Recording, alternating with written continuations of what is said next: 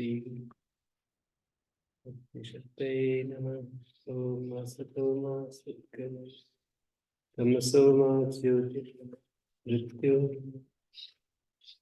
शान्ति शान्ति।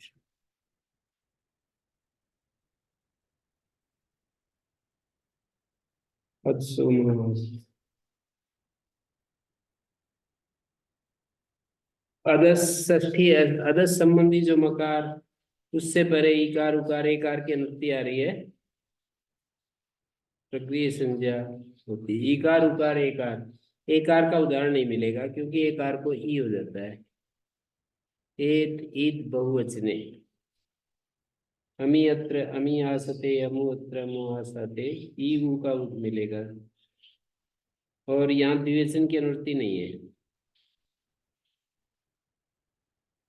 तो द्विवचन बहुवचन दोनों जगह ये सूत्र प्रक्रिया संज्ञा करता है। जैसे अमी अत्र बहुवचन है, अमु अत्र ये द्विवचन है। अदसाइति किम शमी अत्र, अदस संबंधी मकार नहीं है। मकार से उत्तर ई उ ए की प्रक्रिया संज्ञा होती है, तो समी की भी होने लगेगी। दाढ़ी अत्र यहाँ भी होने लगेगी। मादिति के मामू के अत्र, अदस संबंधी मकार से उत्तर ई उ ए होना चाहिए। अदस संबंधी मकार से उत्तर तो हरस सुकार है। एकार है तो सही, पर बीच में उका इसका व्यवधान हो रहा है, उका का व्यवधान हो रहा है। तो अदस संबंधी यदि मात नहीं कहते तो अदस संबंधी इकार उकार एकार की प्रक्रिया संज्ञा होती है, ऐसा अर्थ होने लगता। शे इत्येतत् प्रक्रिया संज्ञम भवति। शे की प्रक्रिया संज्ञा होती है कि मिदम शे इति, कहते हैं ये शे क्या चीज है?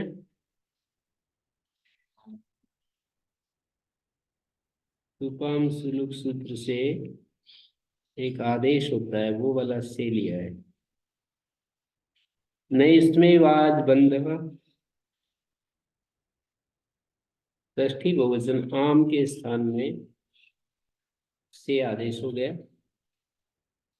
युष्मद आगे शे के बदले शे लोग, युष्मद के आध भाग का लोप हो गया,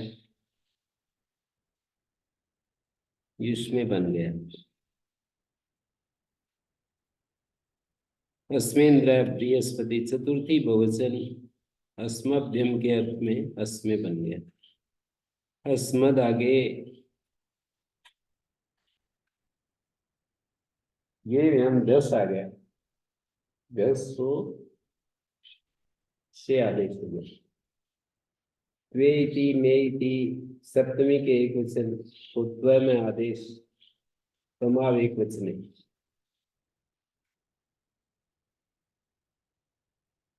सप्तमी का जो एक वचन है ये है।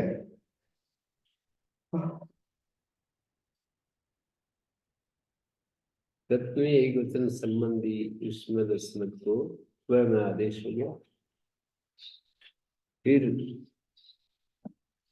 शेषे लोपा होकर अतो गुणे पर रूप हो, नहीं आठ गुणा।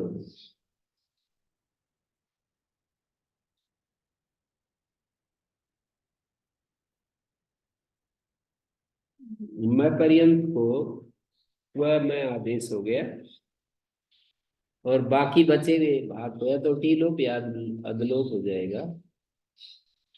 टी लोप हो जाएगा, टी लोप नहीं, टी लोप, हाँ टी लोप कर लो या अधलोप कर लो, द का लोप कर लो, अतो गुणे पर रूप होकर के त्वई बचेगा। और फिर घी का ई है, उसको आध गुणा त्वे बन गया। कमाव एक बचने से त्व आदेश और अध भाग का लोप। मान लीजिए शेष लोपा टी लोप करता है तो अध भाग का लोप, शेष लोपा अंत लोप करता है तो त्व आगे अतो गुणे पर रूप त्व, फिर ए त्व आगे ई, आध गुणा से गुण हो गया तो त्वे बन गया। सांसम एतद एकम, एतद एकम उदाहरण। छांदस उदाहरण एक ही है, अस्मे इंद्रा बृहस्पति, अस्मभ्यम अर्थ में है। उसमें वाला तो होगा नहीं, उसमें हाँ जी, इतरत्तु लोक्यम अनुकरणम, युष्मे इति, अस्मे इति, ये सब लौकिक अनुकरण है, क्योंकि युष्मे वाज बंधवा है तो उदाहरण, लेकिन अच परे नहीं है। युष्मे इति, अस्मे इति, ये सब लौकिक अनुकरण है। इति शब्द परे रहते पृथ्वी संजय की बात है। फिर आया, ये भी छांदस है, लेकिन अच परे न होने से प्रक्रिय कार्य कुछ भी नहीं प्राप्त।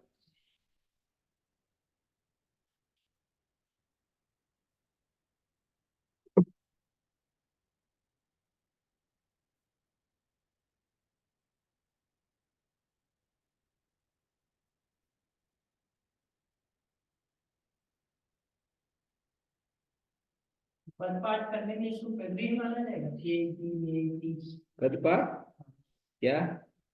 इससे जो मंत्र है, जैसे कोई राया दे राया, जब पद पाठ करेंगे और बाद में इति का प्रयोग करेंगे तो क्या माना जाएगा, इसको प्रगृह मानते हैं या नहीं मानते? हाँ, प्रक्रिय दिखाना है ना, प्रक्रिय तो है, से है ना, से, तो प्रक्रिय संज्ञा होगी, तभी तो संधि कार्य नहीं हुआ।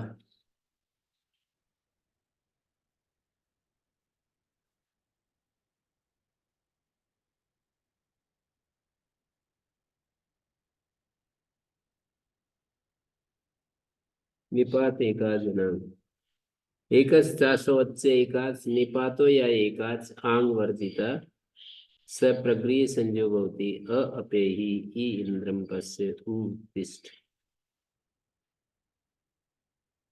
आ एवं नुमन्यसे, आ एवं किल तत्।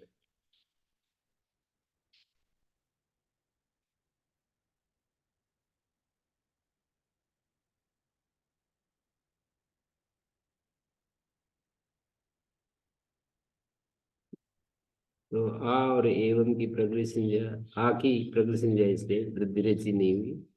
अ पे ही, ये अ जो है, आ एवं मन्य से यहाँ पर आ निपात है, आंग निपात नहीं है। आ निपात है, एक आंग निपात है, दो निपात है, तो आ निपात है ये।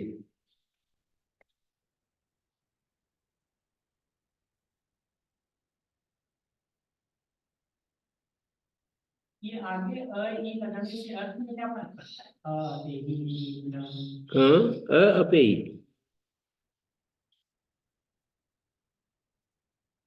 हाँ, इन निपात का कुछ कुछ अर्थ है ना, थोड़ा कहीं आश्चर्य दिखाना,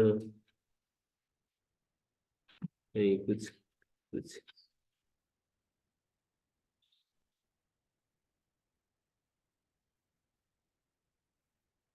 शांत सानी उदाहरणानि दिखा रहे हैं, अ अपे ही, ई इंद्रम पश्य, उत्तिष्ठ, ये तीन उदाहरण छांदस दिखा रहे हैं न्यास का। और बाकी लौकिक अनुकरण है, आय मन से, आय किल तत्, आय मन से आकार वाक्य परिपूर्ण के लिए, आय किल तत्। ये सूत्र भी क्या छांदस है? नहीं, उदाहरण लोक वेद के सामान्य रूप से सभी उदाहरणों को देख करके कह रहे हैं। अ अपे ही आदि छांदस उदाहरण है, न्यास में ऐसे कहा है।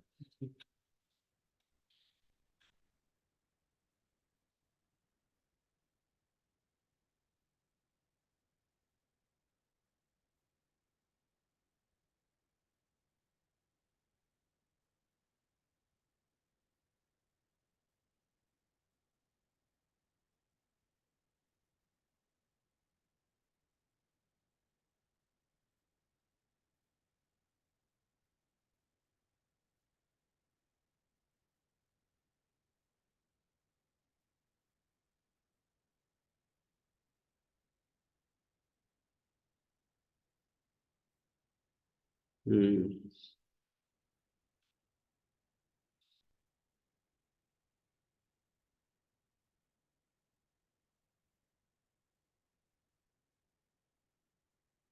निपात इति किम चकार, चकार का जो अ है ना, वो नल का अ है, ये निपात नहीं है। जहार एकाजित्ते प्राग्ञय वाचम ई रहे, एकाचियों का निपात इतना ही कह देते तो प्र की भी प्रकृति संज्ञा हो जाती। प्र जो है ई रहे के साथ जुड़ रहा है। अग्नये वाचम प्रेरय, ऐसा अर्थ निकलेगा। प्र ई रहे के साथ जुड़ेगा। अग्नि के लिए वाणी का उच्चारण करो। अनांगिति के माँ उदकांतात उदकांतात, आंग का अर्थ है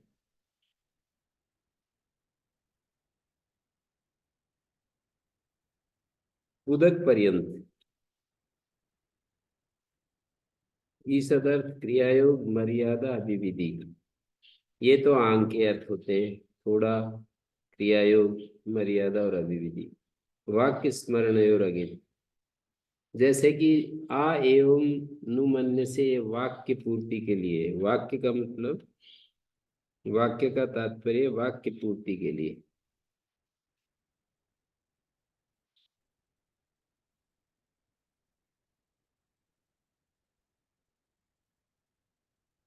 आ एवं नुमन्य से, ये वाक्य परिपूर्ण के लिए है।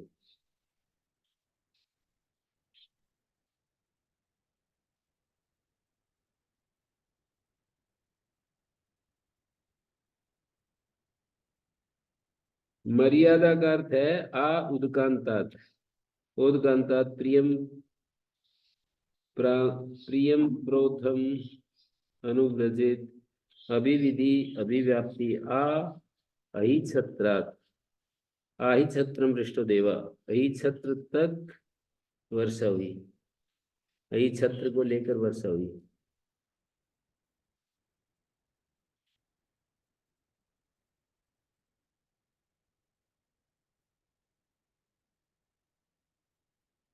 तो ये तो हो गया।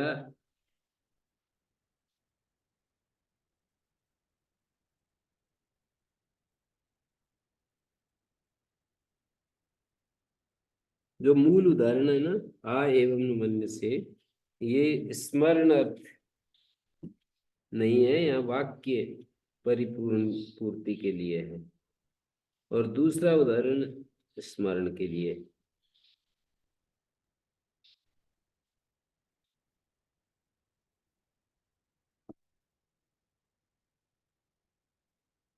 आ एवं नुमन्य से, आ एवं नुमन्य से, ये उदाहरण वाक्य परिपूर्ण के लिए। पहले तो ऐसे नहीं मानते थे, अब ऐसा मान रहे हो, यही है। आ एवं नुमन्य से, अच्छा पहले तो आप ऐसा नहीं मानते थे। आ एवं किल तत्, अच्छा याद आया, ऐसा था, ऐसा बोलते हैं ना। अच्छा स्मरण आया, ऐसा था। आ एवं किल तत्।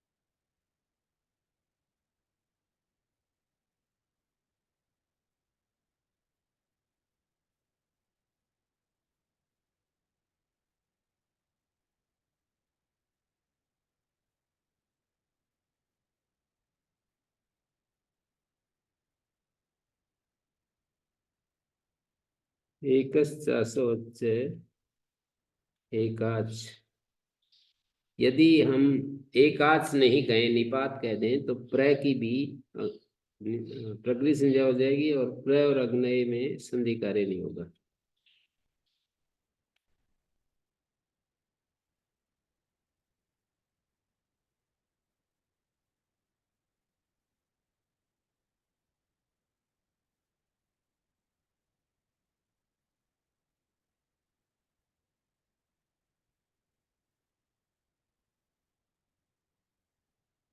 वाक्य और स्मरण अर्थ में आ का प्रयोग होता है, अगित। हाँ हाँ। ईषद अर्थ औष्णम, आउष्णम, ईषद उष्णम, ये अर्थ होता है। ईषद अर्थ में आ हो, आउष्णम, औष्णम, आशीतम, थोड़ा शीत।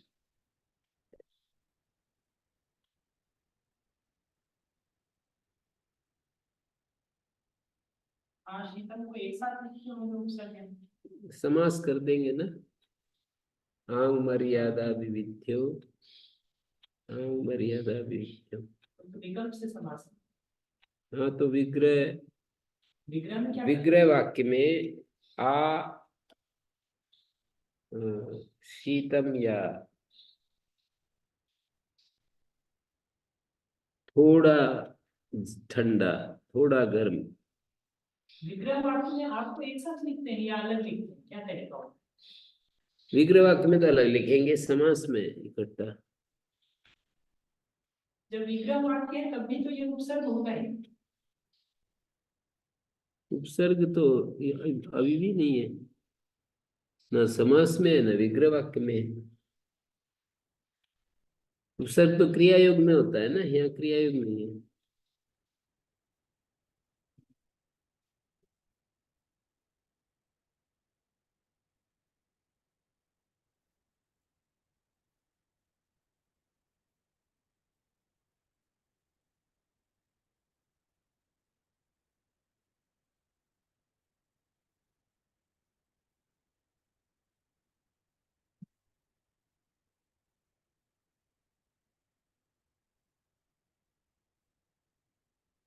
ओत निपात इति वर्तते, तस्य ओकारेण तदंत विधि। ओकार के साथ तदंत विधि हो रही है। ओदंतो यो निपाता से प्रक्रिया संयोग होती है। ओदंत निपात प्रक्रिया संयोग होता है। आहो इति, उताहो इति।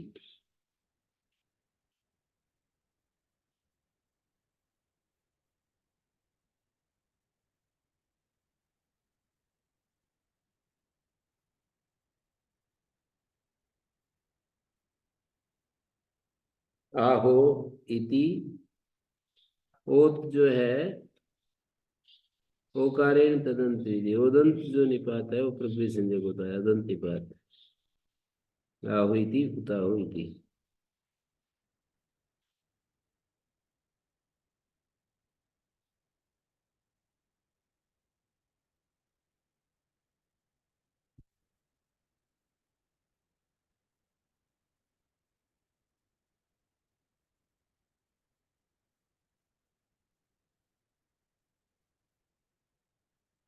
ये न्यासकार ने इस पर लिखा है कुछ, वाक्य स्मरण और अगित।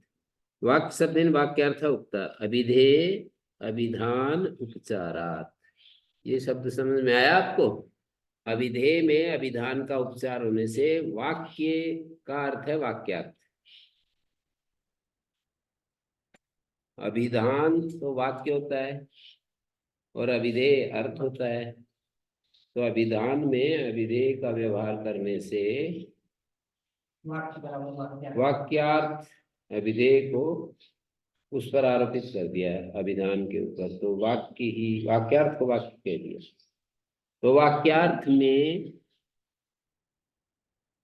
प्रकार प्रक्रांतम ही वाक्यार्थम किंचित अपेक्षितम प्रयुज्यते। जो प्रसंग प्राप्त वाक्यार्थ है उसको लेकर के ये प्रयोग करते हैं। आयम मन्य से एवं अयम वाक्यार्थो विज्ञायते।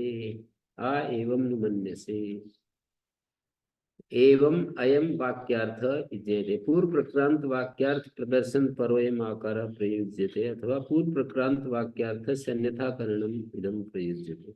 आयम न मन्य से नैव पूर्व मस्ता संप्रदित एवं मन्य से, पहले तो मानते नहीं थे इसे।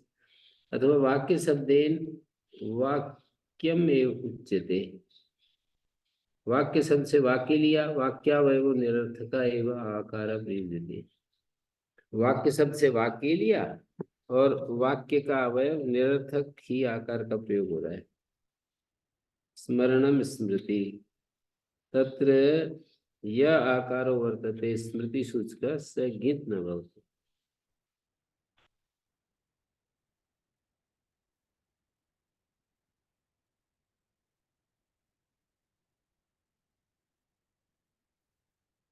तो इस तरह से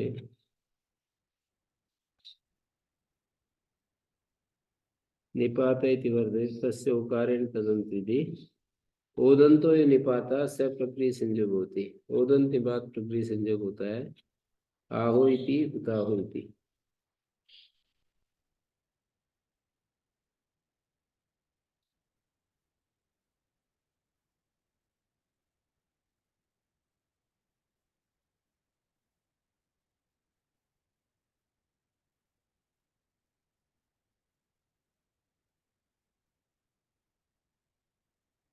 संबुद्ध साकल्यस्य इतवनर से ओतिथि वर्तते संबुद्धि निमित्त यह होकार है। संबुद्धि निमित्तक जो होकार है स साकल्यस्य आचार्यस्य मतेन प्रकृति संयोग होती। इति शब्दे अनार्से अवैदिके पड़ते। इति शब्द अनार्स अर्थ है अवैदिक। इति शब्द परे हो। वायु इति जैसे वायु शब्द का संबोधन में संबुद्धि में संबोधन है प्रथमा और उसका नाम संबुद्धि। तो वायु इति ये संबुद्धि में गुण हो गया। संबुद्धि में गुण होकर रस से गुणा गुण हो गया तो वायु बन गया। इति परे है। साकल्य के मत में प्रकृति संज्ञा होगी, अन्य के मत में नहीं होगी। तो वायु इति वायु इति भानो इति भानु इति संबुद्धो इति किम गवित्याह। यहाँ पर गो इति अयम आह अनुकरण किया है। गो शब्द किसी ने बोला उसका अनुकरण करके गो इति अयम आह। तो यह संबुद्धि का उकार नहीं है। गवित्ययम आह। अत्र अनुकार्य अनुकारण है। अनुकार्य और अनुकरण दो चीज है। भेदस्य अविवक्षितत्वात् असति अर्थवत्वे विभक्ति न भवति। भेद अविवक्षित है। भेद अविवक्षित रहेगा तो फिर अर्थवत्ता नहीं मिलेगी। भेद विवक्षित होगी तो अनुकरण का अर्थ अनुकारी हो जाएगा। विभक्ति नहीं आई। विभक्ति नहीं आई तो संबुद्धि निमित्तक ओकार नहीं है। ओकार तो है पर संबुद्धि निमित्तक नहीं है। तो शाकल्य आचार्य के मत में प्रकृति संयोग हो गया। इति शब्दे अनार से अवैधिके पद। पदांत प्रकरण में ही प्रकृति भाव होता है। यहाँ तो प्रकृति भाव की प्राप्ति ही नहीं है। ऐसे देखें तो ये भी एक बात है। वेद निमंत्रो प्रतिपाद्य प्रतिपादक भाव स तस्मिन् अविवक्षिते न भवति। प्रतिपाद्य और प्रतिपादक शब्द और अर्थ। शब्द प्रतिपादक होता है, अर्थ प्रतिपाद्य होता है। तो भेद निबंधन है प्रतिपाद्य प्रतिपादक भाव। स तस्मिन् अविवक्षिते न भवति।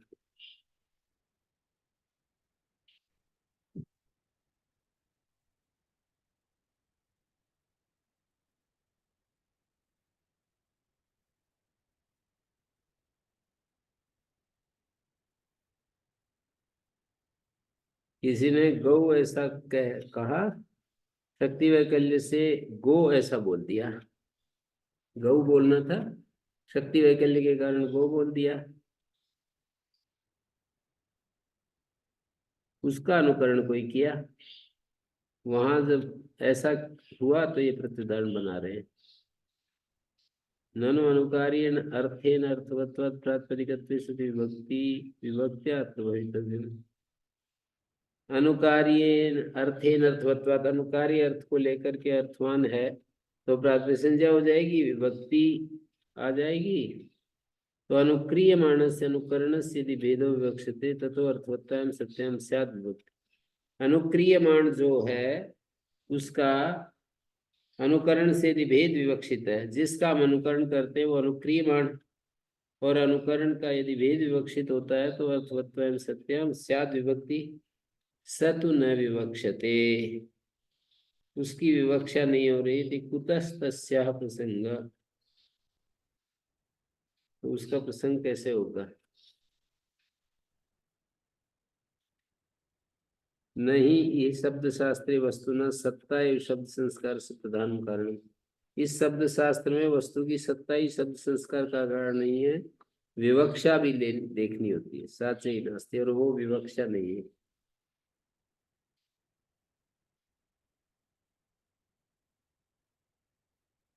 अनुक्रियमाण अनुकरण का भेद विवक्षित होता तो अर्थ होता है सत्यम स्यात् विभक्ति, स तु न विवक्षते इति कुतस्तस्या प्रसंग।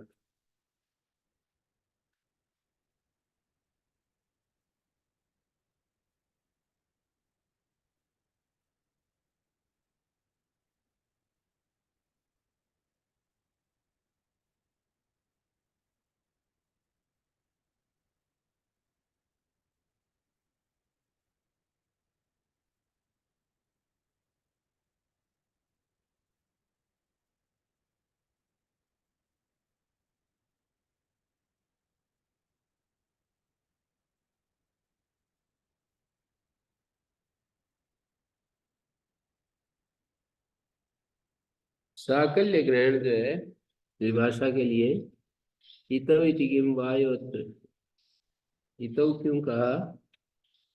तो कहते हैं वायु, वायु बन गया वायुत्र, अनार्से इति किम एतागा ब्रह्म बंधु इति अब्रवीत। ये वैदिक प्रयोग है, ब्राह्मण ग्रंथ का प्रयोग है। तो यहाँ आर्ष इति है, ब्रह्म बंधो शब्द था, इति अब्रवीत, तो एच वाया हो गया, वायुत्र में संधि कार्य हो जाएगा, इति परे नहीं है। साकल्य ग्रहण उया साकल्य इतौ इति वर्तते, उया प्रकृति संज्ञा भवति इतौ साकल्य से आचार्य मते, इति के पर रहते साकल्य आचार्य के मत में साकल्य स्थिति विभाषा। साकल्य ग्रहण विभाषा के लिए है, उ इति विति, उ इति विति।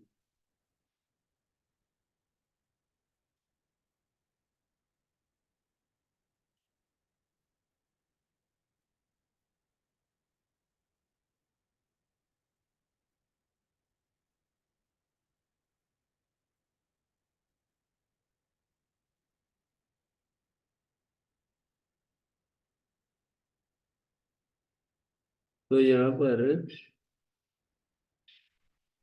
इतौ साकल्य से आचार्य मते, साकल्य की विभाषा, साकल्य ग्रहण विभाषा के लिए उ इति विति,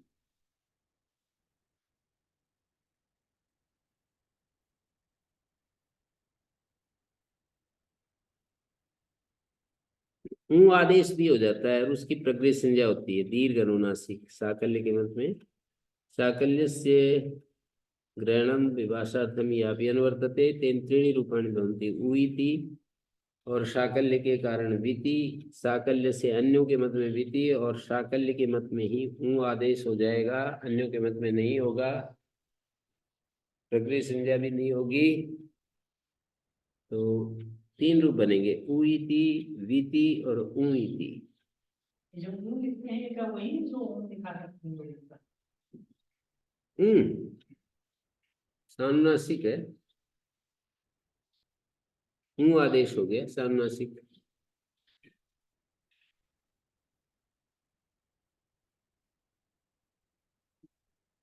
दीर्घ भी दिखा है, हम्म, परस्पर से दीर्घ नहीं होगा। हाँ,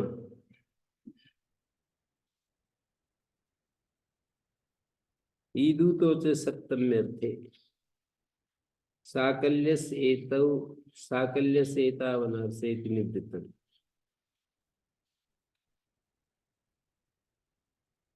साकल्यस्य इतौ अनार्षे ये हट गया, ईदंतम उदंतम च शब्द रूपम सप्तम्यर्थे वर्तमानम प्रकृति संज्ञम भवति। सप्तम्यर्थ में वर्तमान होगा तो प्रकृति संज्ञक होगा, इकारांत उकारांत जो शब्द रूप है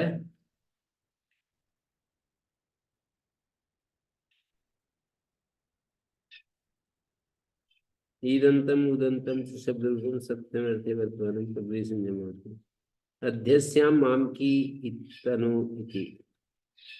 मामक्याम तन्वाम, इस अर्थ में माम की तनु बोला। मामक्याम अर्थ में माम की इति, तो यहाँ प्रकृति संज्ञा होगी सप्तमी अर्थ में। इकारांत शब्द है, ईदंत है ये।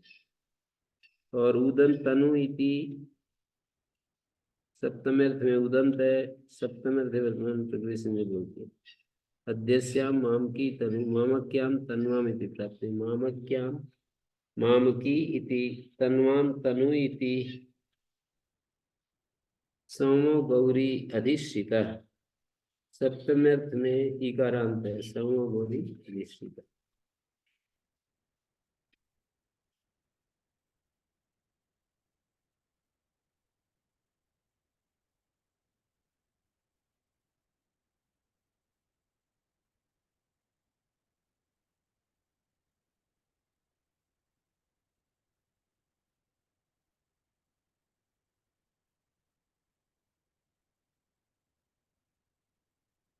ईदुतो इति किम प्रियः सूर्ये प्रियो अग्ना भवाति। इकारांत उकारांत नहीं है। अग्ना रूप प्रत्युदाहरण है, कार्यंतु पद काले। जब पद काल अर्थात पद पाठ करेंगे, रीति लाएंगे और बताना चाहेंगे अग्ना शब्द को, तो वहां उसका कार्य पड़ेगा। प्रकृति संज्ञा हो यदि हो जाती तो फिर आद गुणा नहीं होगा। अग्ना इति ऐसा नहीं बोलते, अग्नेति बोलेंगे। प्रिया सूर्य प्रिय अग्नौ, सप्तमी में ई के स्थान में डा आदेश हो गया।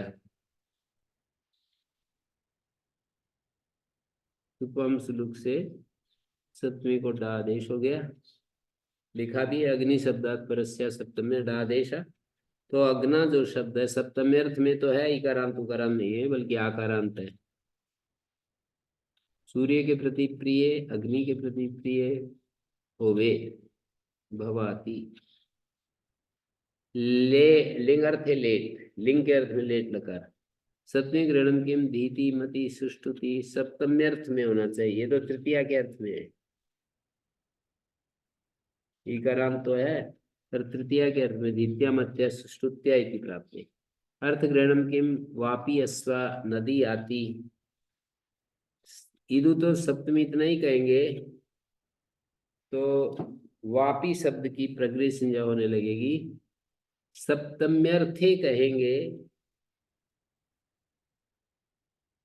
अर्थ ग्रहणम किम वापी अश्व नदी आती।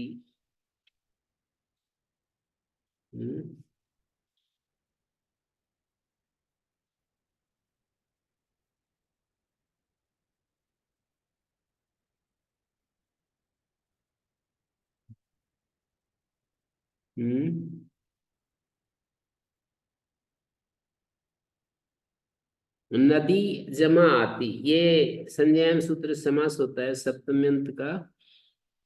अर्थ ग्रहण नहीं करेंगे। ये वाप्यस्व में अर्थ नहीं रहा क्या, तो कहेंगे कि नहीं रहा, क्योंकि समास में समुदाय अर्थ कहा जाता है, अवयवार्थ नहीं कहा जाएगा। ईदु तो सप्तमी सप्तमी भी है जिसका कि लुक हुआ है और इकारांत भी है, तो यहाँ पर प्रक्रिया संज्ञा हो जाएगी, तो इकोणची नहीं हो सकेगा।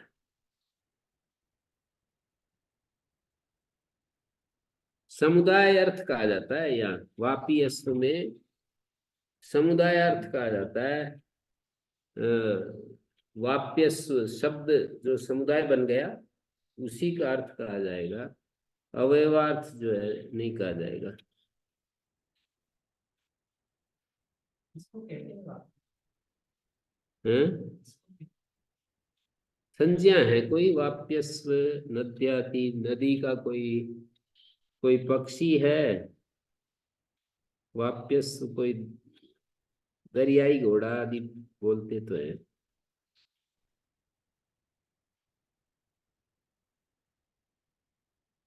दो तरह की वृत्तियां मानी जाती है, जैत स्वार्थ वृत्ति, अजैत स्वार्थ वृत्ति।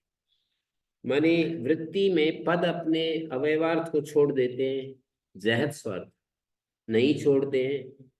तो छोड़ देंगे तब तो यहाँ पर प्रसंग ही नहीं है। वाप्य स्व जिसने सप्तम्यर्थ नहीं माना जा सकता है, क्योंकि जय स्वार्थवृत्ति समासस्य अर्थवत्व, समासी अर्थवत्मान होगा। पूर्वोत्तर पद वर्णवद अनर्थक होते हैं। जैसे वर्ण एक किसी पद में वर्णों का कोई अर्थ नहीं होता, ऐसे पूर्व पद उत्तर पद का कोई अर्थ नहीं होता है।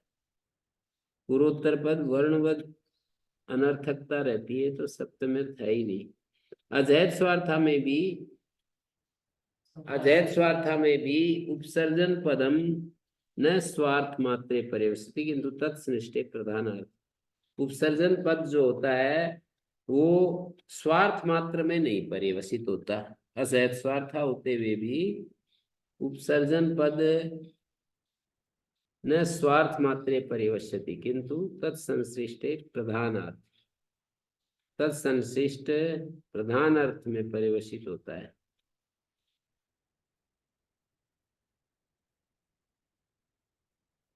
अजैत स्वार्थ में भी अजैत स्वार्थायाम अभिवृत्तो उपसर्जन पदम न स्वार्थ मात्रे पर्यवस्यति किंतु तत्संश्लिष्टे प्रधान।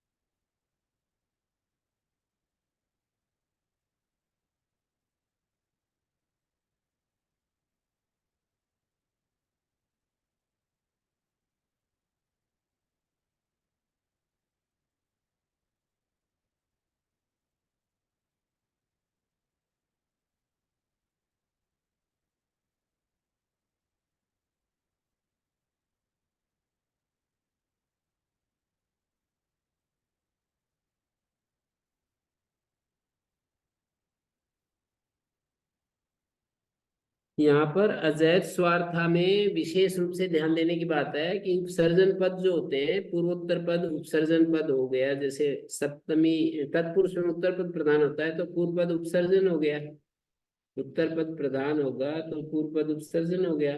तो उपसर्जन पद स्वार्थ मात्र में नहीं है, स्वार्थ संश्लिष्ट प्रधान अर्थ में वर्तमान हो गया। न स्वार्थे स्वार्थ मात्रे परिवेशित किंतु तत्संश्लिष्ट स्वार्थ संश्लिष्ट प्रधान अर्थ में वर्तमान हो गया वो।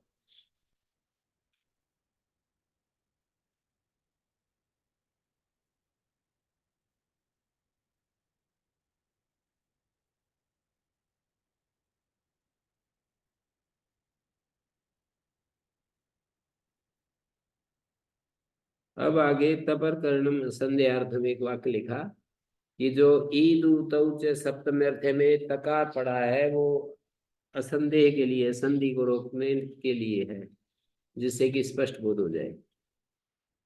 अब कारिका है ये ईदु तो सप्तमित्ते, दो व्यक्तियों का संवाद है, पहला दूसरा, पहला दूसरा। तो पहला व्यक्ति का कहना है ईदु तो सप्तमी, इतना ही सूत्र रहने दो, अर्थ ग्रहण मत करो। दूसरा कहता है सप्तमी का जहां लोप हो जाता है तो अर्थ ग्रहण से प्रक्रिया संज्ञा हो जाएगी, इसलिए अर्थ ग्रहण कर रहे हैं। सप्तमी का जहां लुप्ते सप्तमी लुप्ते अर्थ ग्रहण असत्य अर्थ ग्रहण है, अर्थ ग्रहण नहीं करेंगे तो फिर लोप स्थल में कैसे प्रकृति संज्ञा हो सकेगी।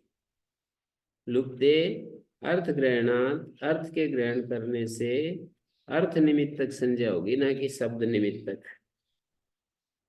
तो अर्थ ग्रहण से अर्थ निमित्तक अर्थात सप्तमी के अर्थ में वर्तमान जो इकारांत उकारांत उसकी प्रकृति संज्ञा होती है।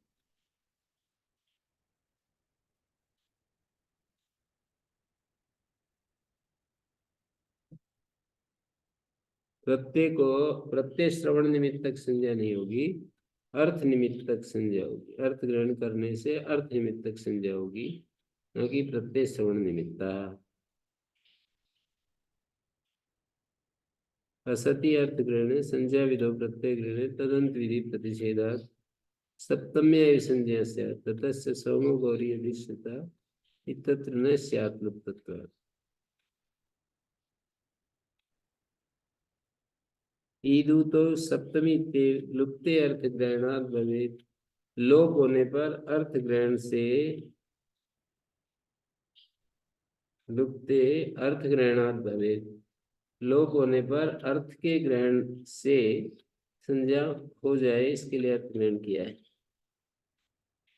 फिर वो बीच में पहला व्यक्ति कारिका में नहीं है, पहला व्यक्ति बीच में अंतर गर्भित है, बीच में छिपा हुआ है।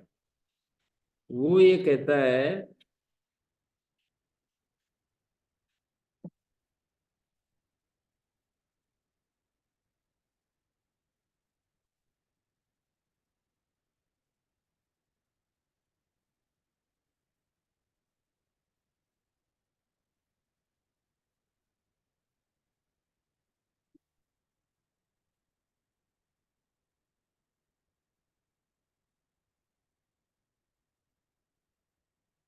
इन्होंने ये बीच वाले व्यक्ति ने ये कहा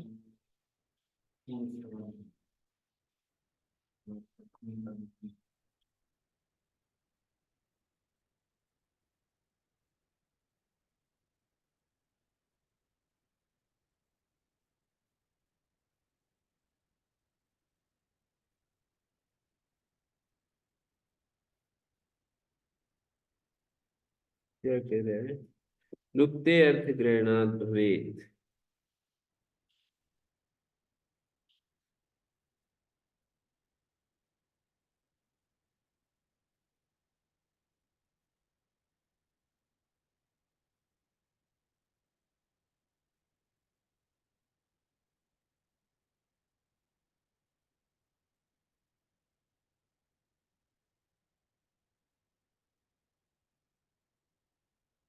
लोप होने पर लुप्ते अर्थ ग्रहणात् भवेत्। इसके बाद पहला व्यक्ति आ गया, उसने ये कहा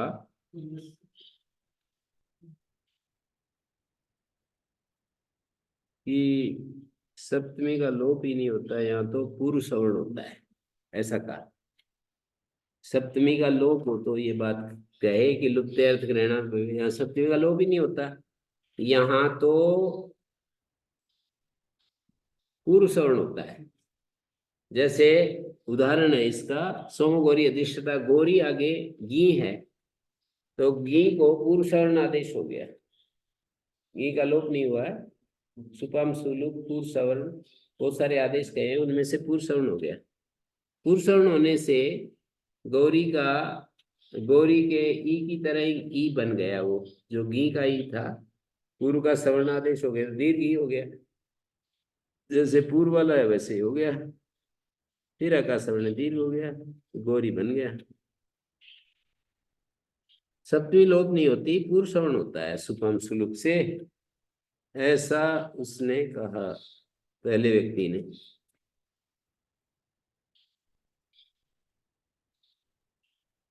तो अका सवर्ण दीर्घत्वेन तस्य आदिवत्वात्, पर का आदिवत होकर के सप्तमी ग्रहण से ग्रहण होकर के सप्तमी तो है। अब वो दूसरा व्यक्ति कहता है पूर्वस्य चेत सवर्णो सौ आडाम भावा प्रसज्यते।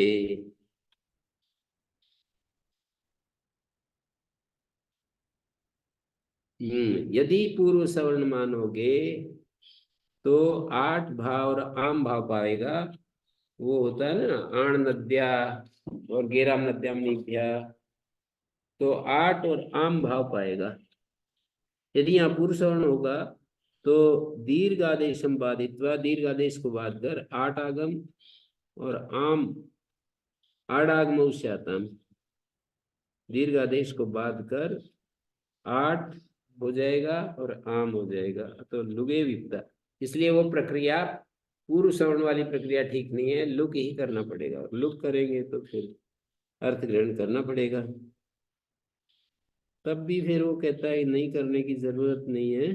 पहला व्यक्ति बीच में आकर कहता है ये सब जगह लुक होगा और कहीं सप्तमी है नहीं, और इधर सूत्र बनाया है ईदु तो सप्तमी, तो वचन सामर्थ्य से संज्ञा विधि में भी तदंत विधि हो जाएगी। संज्ञा विधि में तदंत विधि यदि हो जाए, संज्ञा विधि है ना, ईदु दौ सप्तमी प्रग्रियम, इकारांत उकारांत जो सप्तम्यंत वो प्रग्रिय होता है। ईदुतौ सप्तम्यंतम प्रग्रियम, तो ऐसा अर्थ हो जाएगा। वचन सामर्थ्य से संज्ञा विधि में भी तदंत विधि हो जाएगी। ये किसने कहा? बीच में पहले व्यक्ति ने ये बात कही। वचन सामर्थ्य से संज्ञा विधि में भी तदंत विधि हो जाएगी। नेदम वचनात् लभ्यम, कहते हैं वचन से ये प्राप्त नहीं हो सकता।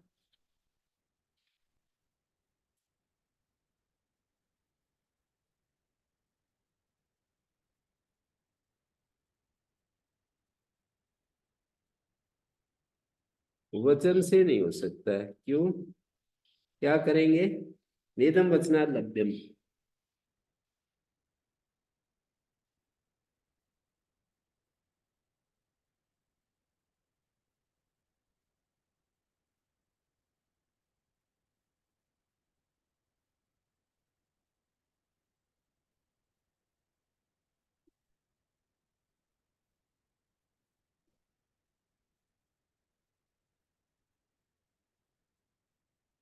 नेदम वचनात् लभ्यम, ये वचन सामर्थ्य से ये बात नहीं हो सकती, क्योंकि सब जगह सप्तमी का लोप होता है,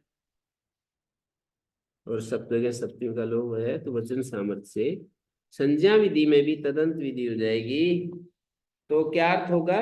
ईदु तो सप्तम्यंतम प्रक्रियम। वैसे तो संज्ञा विधो प्रत्यय ग्रहण तदंत ग्रहणम ने, ऐसा परिभाषा है। सप्तमी एक प्रत्यय ग्रहण है, तो संज्ञा विधि में प्रत्यय ग्रहण हो तो तदंत विधि नहीं होती। जैसे कि तरप तमप को संज्ञा विधो घ है, घ संज्ञा कर रहे हैं, तरप का तरबंत अर्थ नहीं होगा, तमप का तमबंत अर्थ नहीं होगा। तरबंत और तमबंत की घ संज्ञा होती है, ऐसा अर्थ नहीं होता।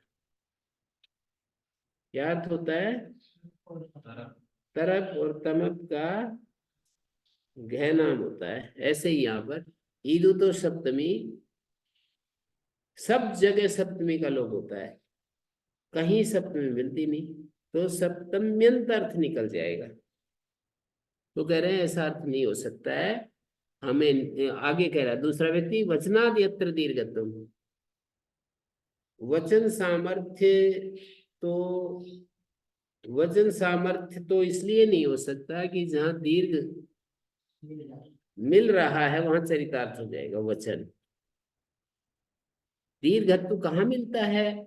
तो बोले सरस शब्द है, गी विभक्ति है, उसको दीर्घ इकार आदेश हो गया, याड याज इकारणम संख्यानम, ऐसा वार्तिक है। सरसी शब्द बन गया। दक्षिणापथे महंती सरांसी सरसी इति उच्यन्ते, सरसी कहते हैं, सरस्य इति उच्यन्ते। बड़े बड़े तालाबों को सरसी कहते हैं। छोटा तालाब सर है और बड़े तालाब सरसी। मैंने कई बार कहा कि स्त्रीलिंग के द्वारा कहीं अल्पत्व कहा जाता है, कहीं महत्व कहा जाता है। तो सरसी में भी स्त्री प्रत्यय के द्वारा सरसी, स्त्री प्रत्यय है क्या? स्त्री प्रत्यय तो नहीं है, स्त्री प्रत्यय तो नहीं है यहाँ। महांति सरांसी सरस्य इति उच्यन्ते। हैं? हाँ, सरसी शब्द से, सरस शब्द से नेदम वचनात् लभ्यम, ये तत्रापि सरसी यदि जो है ना, वचनादित्य दीर्घत्व तत्रापि सरसी यदि, वहां पर भी हम सरसी शब्द मान लेंगे, वहां पर जरूरत पड़ेगी फिर सरस शब्द से गीप आदि करके सरसी बन गए। पहले तो यही कहा कि वचनादित्य दीर्घ, वचन सामर्थ्य तो वहां क्षीण हो जाएगा जहां पर हमको सरस शब्द से घी को दीर्घ इकार आदेश होने से सरसी शब्द मिलता है। तत्रापि सरसी यदि, पहला व्यक्ति ने कहा कि वहां भी हम सरसी शब्द मान लेंगे, सरसी से घी लाएंगे, घी का लुक करेंगे, सब जगह लुक होगा। वचनादित्य तत्रापि सरसी यदि, सरसी शब्द यदि विद्यमान है, सरसी शब्द यदि, यदि जो है ना असंदिग्ध में भी संदिग्ध जैसा व्यवहार हो जाता है। वेदा यदि प्रमाणम, वेद यदि प्रमाण है तो सरसी शब्द है दक्षिणापद में महांति सरांसी सरस्य इति उच्यन्ते, सरस्य उच्यन्ते।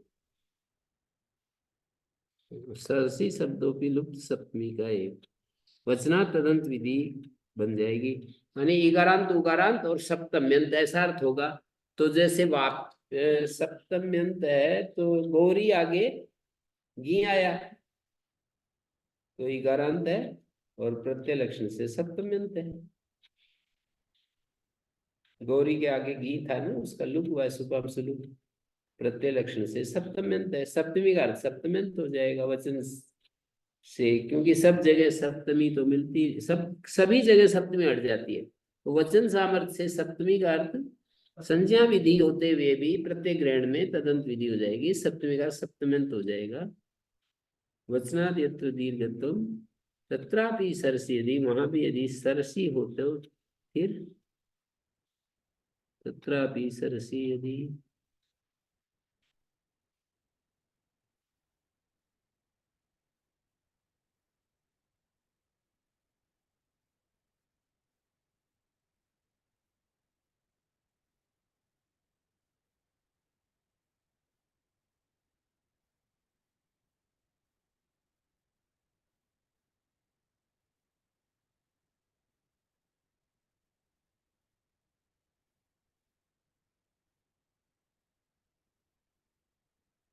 तो ये यहाँ तक हो गया।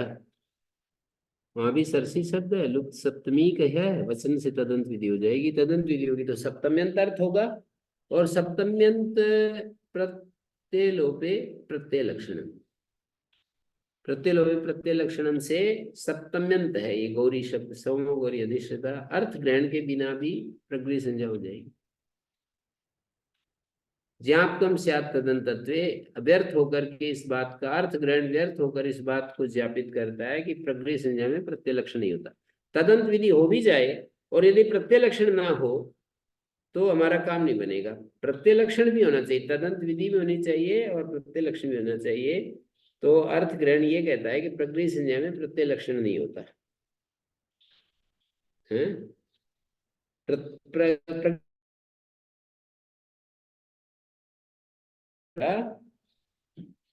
प्रत्यय लक्षण नहीं होगा तो क्या होगा?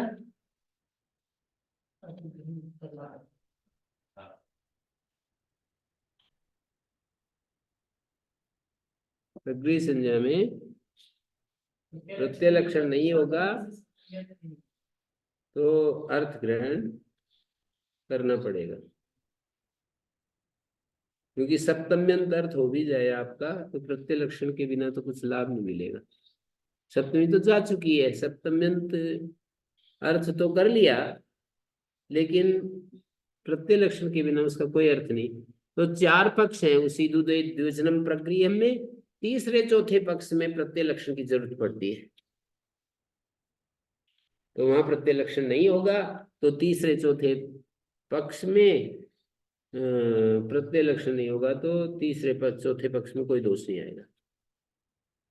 तीसरा पक्ष है ईदाद्यंतम द्विवचनांतम, ईदुदे द्विवचनम, ईदाद्यंतम द्विवचनांतम प्रक्रियम, ये तीसरा पक्ष है।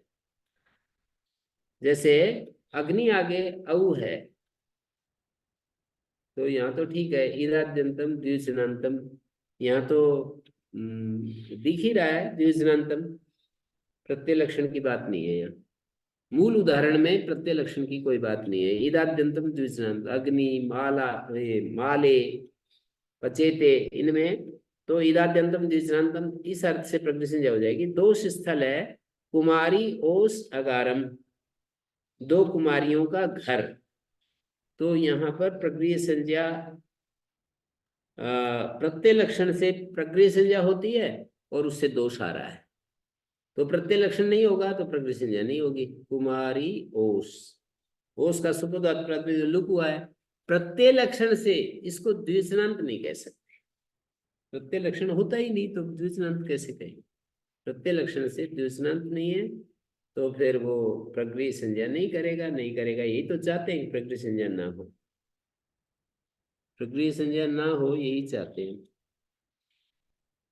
आगे चौथे पक्ष में ये कहा है ईदादि विशिष्ट जो द्विवचन तदंत जो ईदादि विशिष्ट जो द्विवचन तदंत शब्द रूप प्रक्रिया होता है, तो यहाँ पर भी द्विवचन जो है अशुक्ले वस्त्रे शुक्ले संपद्यताम शुक्ल आस्ताम, ये जो उदाहरण है अशुक्ल वस्त्र शुक्ल हो गए शुक्ली आस्ताम, तो शुक्ली तो दीर्घ इकार उसका है अस्य चो से, ची प्रत्यय जो शुक्ल शब्द से ची हुआ है उसके पर रहते अस्य चो से ई हुआ है, शुक्ली शब्द बन गया।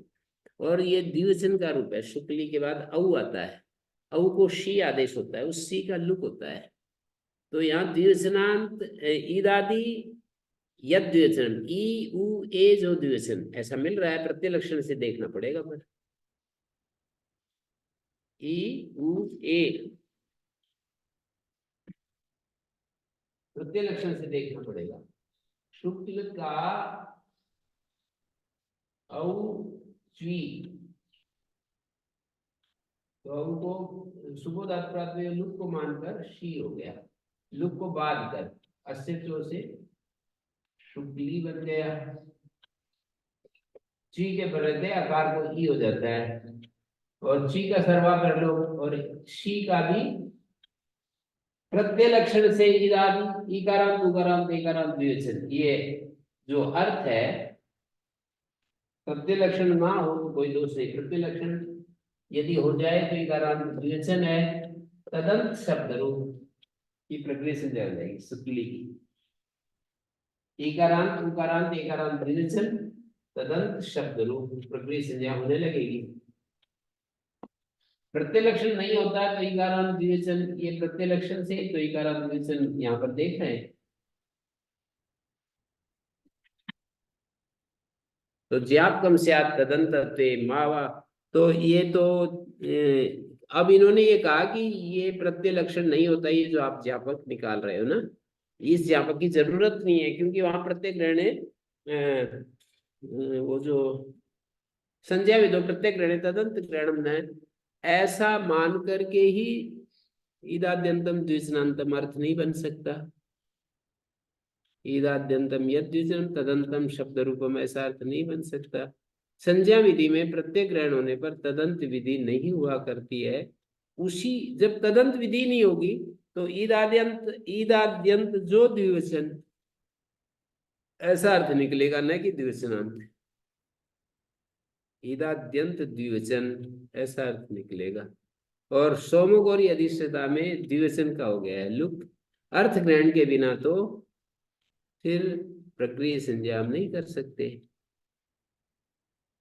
क्या सामर्थ्य से तदंत विधि देख रहे थे ना, तो सामर्थ्य से इन्होंने कहा कि ये पक्षी दोनों नहीं बनेगा, तो ये दोनों पक्षी नहीं बनेंगे।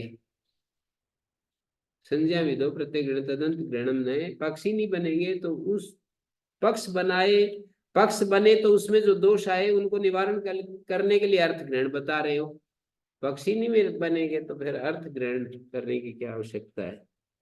जिस दोष को हटाने के लिए आप अर्थ ग्रहण कर रहे हो वो पक्षी नहीं बनेंगे। तो फिर इन्होंने कहा मावा पूर्वपदस्य भूत, अच्छा तो पूर्व पद की ना हो, नद्याति वाप्यस्व इत्यादि में पूर्व पद की प्रक्रिया संज्ञा ना हो, इसके लिए पूर्व पद ग्रहण से समास उपलक्षित हो रहा है। समास में पूर्व पद उत्तर पद समास में होता है, तो वाप्यस्व नद्याति इत्यादि में समास में प्रक्रिया संज्ञा ना हो, इसके लिए अर्थ ग्रहण है। समास में क्यों नहीं होती? क्योंकि जैत स्वार्थावृत्ति होती है। अजैत स्वार्थावृत्ति में भी जो पूर्व पद विशिष्ट उत्तर पद का कथन होता है, ना कि केवल पूर्व पदार्थ में वर्तमान नहीं होता है। तो इस तरह से अर्थ ग्रहण का मावा पूर्व पदस्य भूत ये उसका प्रयोजन है। पूर्व पद में स्थित जो सप्तमी उसका प्रक्रिया संज्ञा न हो। यदि दू तो सप्तमी इतना ही सूत्र बनाएंगे तो पूर्व पद में जो सप्तमी है वहां भी प्रक्रिया संज्ञा हो जाएगी। अभी तो नहीं होगी। सप्तमी पूर्व पद में होती नहीं है, सप्तमी का अर्थ उत्तर पद में चला गया। दाधा घदा, दारू 4 धातुएं हैं, धारू 2 धातुएं हैं। दाप और दैप को छोड़कर घु संज्ञक होती है। कुल ये दारू धारू 8 धातुएं हैं, उनमें से 6 को ग्रहण कर रहे हैं, 2 को छुड़वा रहे हैं। दुदाय प्रणि ददाती, ददाती की घु संज्ञा होने से प्र से उत्तर नी के नकार को नकार हो गया। दान दाने प्रणिदाता, और 2 धातु का प्रणिद्यति, और देंग धातु का प्रणिदयते, और दुधाय धातु का प्रणिदधाति, और धेट धातु का प्रणिधयति वत्सो मातरम। जो वत्स बछड़ा है वो माता का दूध पी रहा है। माता, भारतीय परंपरा में तो वत्स और माता ये सब गाय के लिए ही आता रहता है। मातरम वत्सो धयति प्रणिधयति, गाओ विश्वस्य मातरा, ऐसा वैदिक वचन भी है, एक वेद में मंत्र आता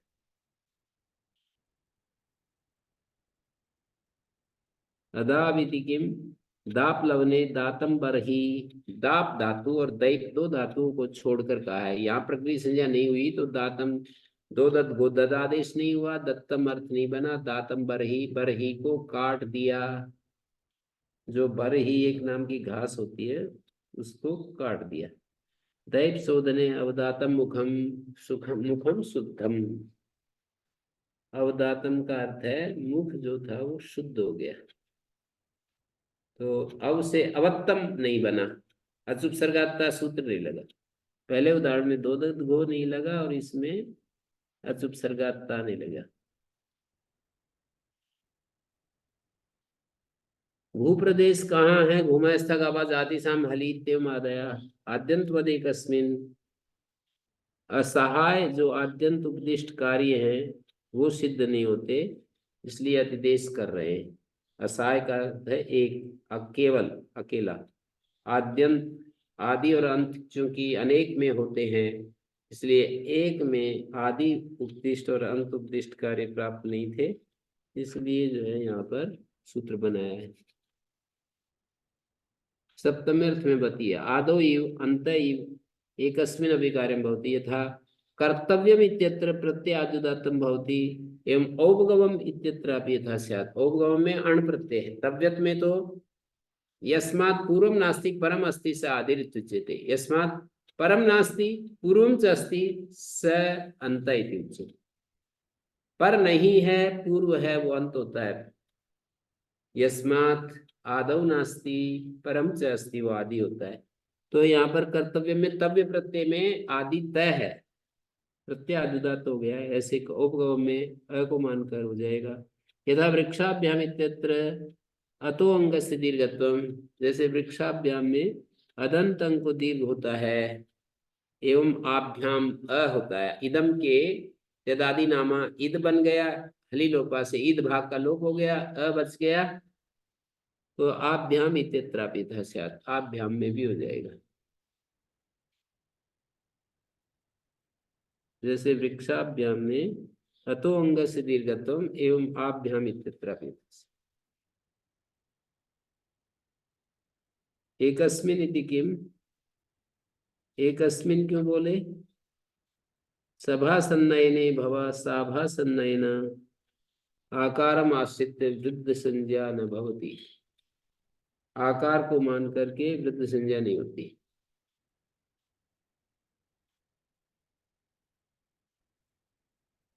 सभा सन्नयन क्या होता है?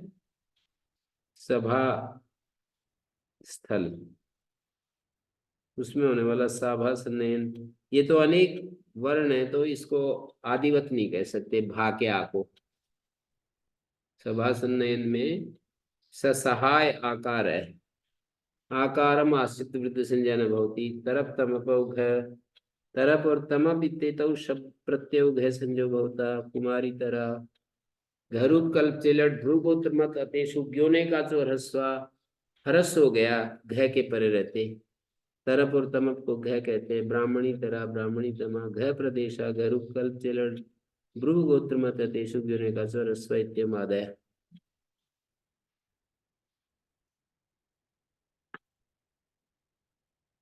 तो घ रूप कल्प छठे अध्याय के तीसरे पाद का सूत्र है, घ संज्ञक के पर रहते क्यों नहीं का जो ज्ञंत जो अनेकाच है उसका ह्रस्व हो जाता है। बहुगण वतुड़ती संख्या, बहुगण वतुडति इत्येते संख्या शब्दा संज्ञा भवन्ति, संख्या संज्ञा भवन्ति। बहुगण वतु और डति प्रत्यांत शब्द संख्या संज्ञक होते हैं। बहुगण शब्द है, वतु डति प्रत्यांत शब्द है।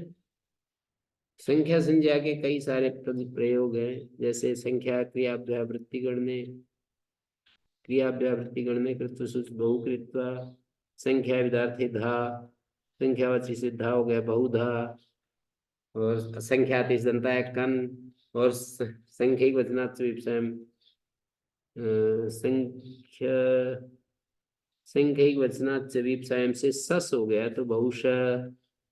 ऐसे सारे उदाहरण हो गए। गण कृत्वा गणधा गणका गणश, तावत कृत्वा ये वतु प्रत्यांत है, तावत सब, तावत कृत्वा तावत धा, धा के पर रहते पद संज्ञा हो जाएगी, झलाम जसोन्ते स्वादिष्ट सर्वनाम स्थाने पद संज्ञा। और तावत का पद संज्ञा तो यहाँ भी है, फिर तावत का क्यों नहीं हो रहा भाई ध है? जैसे तावत धा में जलाम जसोन्ते हो गया, तावत का में भी जलाम पद संज्ञा तो यहाँ भी है, कह के पर रहते। खरीद से लग रहा है दोबारा द जलाम सुनते होकर, तावत छह सस छोटी, कति कृत्वा यहाँ डति प्रत्यय किम शब्द से, कति कृत्वा कति धा कति क कति श। बहुगण शब्द और वैपुल्य संघे च वर्तमान और ग्रहणम नास्ति। बहुगण शब्द का वैपुल्य और संग में वर्तमान होने पर यहाँ ग्रहण नहीं होता है। संख्यावाची नो रे, बहुगण शब्द वैपुल्ये संज्ञे च वर्तमान और ई ग्रहणम नास्ति, संख्यावाचिनो रे। बहुगण शब्द संख्यावाची ही है।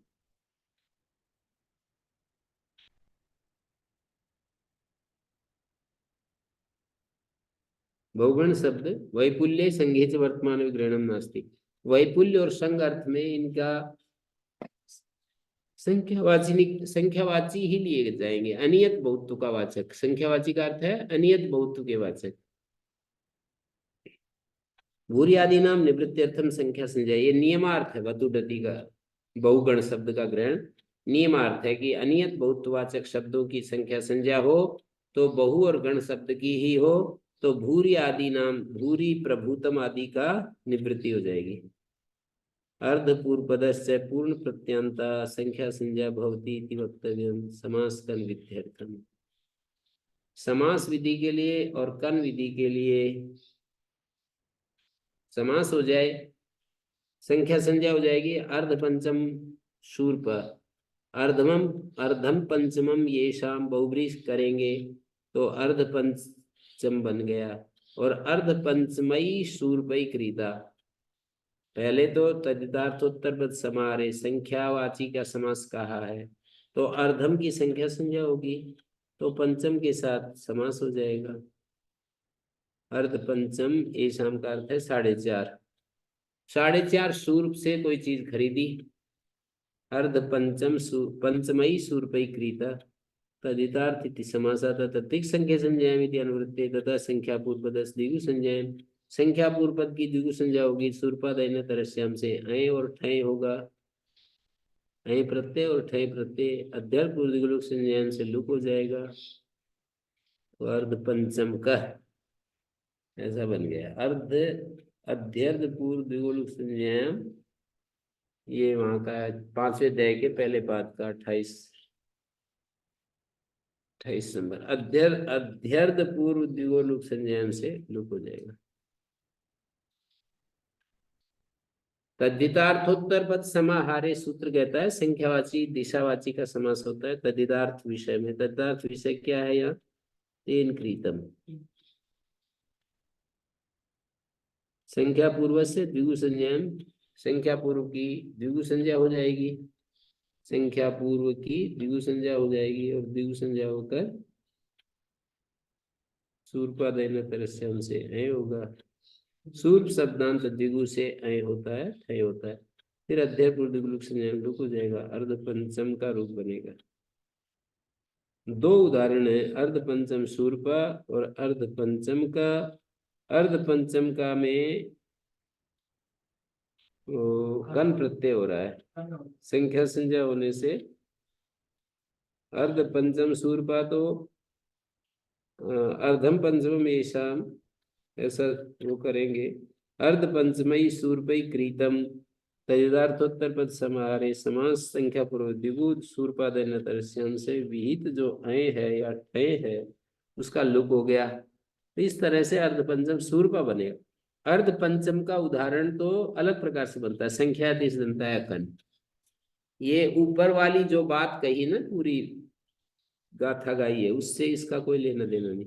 अर्ध पंच अध्यय लुक, ये पूर्व वाले अर्ध पंचम सूर्पा के बारे में लिखा है सारा का सारा, और अर्ध पंचम का उदाहरण मात्र दिया है, उसमें कुछ नहीं लिखा। तो उसमें संख्या जनता कर संख्या यहाँ कहा ना, अर्ध पूर्व पद वाला पूर्ण प्रत्यांत शब्द संख्या संज्ञक होता है, तो अर्ध पंचम की संख्या संज्ञा हो जाएगी। संख्या संज्ञा होने से कन प्रत्यय आ गया। संख्या दंता है कन। श्नांता षठ,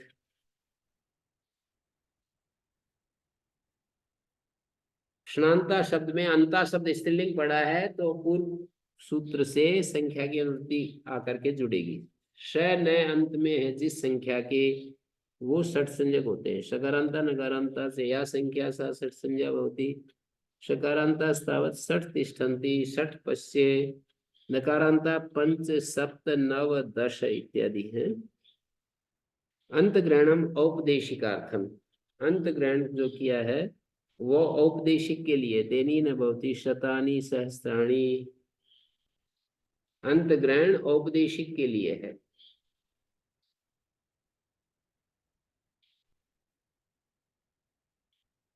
स्नांता षट में जो अंत पड़ा है वो औपदेशिक के लिए है। अंत ग्रहणम औपदेशिकार्थम तेनी न भवति। जैसे शतानी सहस्त्राणी है, शत शब्द है, जस ससो शी हुआ और शतानी बन गया, जस ससो शी होकर अंत ग्रहण औपदेशिक के लिए है, तो इसलिए यहाँ नहीं होता शतानी सहस्राणी। अष्टानाम इत्यत्र नुट भवति, और अष्टानाम में नुट होता है।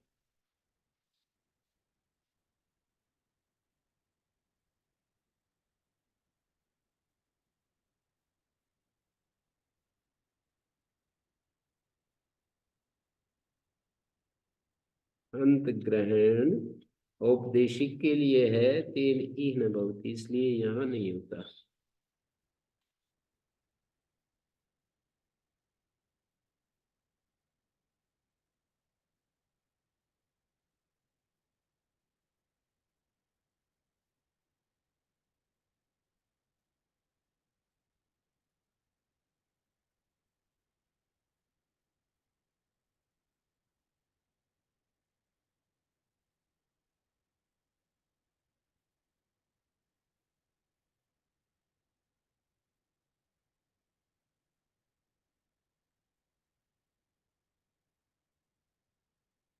अंत ग्रहणम औपदेशिकार्थम, श्नांता में जो अंत पड़ा है उपदेश में शकारांत नकारांत होनी चाहिए। शतानी में तो बाद में नपुंसक झलचानुम हुआ है, तो नकारांत संख्या तो है पर यह उपदेश में नकारांत नहीं है। और अष्टानाम में अष्टन शब्द है, उपदेश में तो नकारांत है पर बाद में अष्टना विभक्त आकारादेश हो जाता है, तो नकारांत नहीं रहती है, फिर भी षट संज्ञा हो जाएगी और लुट हो जाएगा। महाभाष्य में तो ऐसा कुछ नहीं विचार किया, इन्होंने अंत ग्रहण को उपदेशिक के लिए मान लिया। दति च दत्यंता या संख्या सा षट संज्ञा भवति, कति तिष्ठन्ति, षट संज्ञा होने षट जो लुक हो गया, विभक्ति का लुक हो गया। तक तवतु निष्ठा, त और तवतु दो प्रत्यय निष्ठा संज्ञक होते हैं। कृतवान भुक्ता भुक्तवान, ककारा कित कार्यार्थ, उकारा उगित कार्यार्थ। निष्ठा प्रदेश स्वीति तो निष्ठायाम आदि के लिए है। निष्ठा प्रदेश। ओम शांति शांति शांति ही। 6:10 पर वो निरुक्त का पाठ करवाऊंगा 15 मिनट बाद। जी गुरुजी। ओम श्री गुरुभ्यो नमः। अनुगृहीता स्मः।